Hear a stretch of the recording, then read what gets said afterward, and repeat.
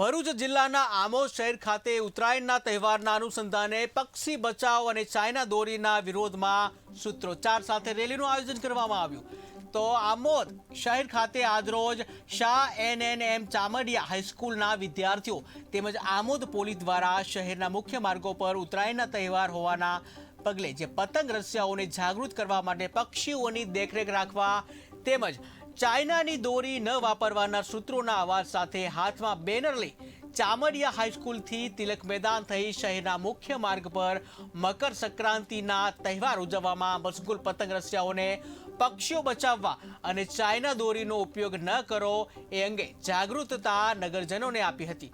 અત્રે ઉલ્લેખનીય છે કે આ બાબતે આમોદ શાહ એનએનએમ ચામડિયા હાઈસ્કૂલના પ્રિન્સિપાલ સાહેબ સરકારને જ્યાં ચાઇનીઝ દોરી બને છે તેવા લોકોની ઉપર એક્શન લેવો જોઈએ અને ત્યાંથી જ દોરી બંધ કરાવવી જોઈએ તેમ જણાવ્યું હતું।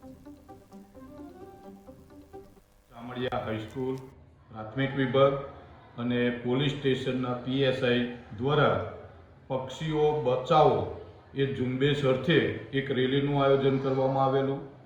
મોટાભાગે તો ચાઇનીઝ દોરીના કારણે આ પક્ષીઓ ઘાયલ થતા હોય છે।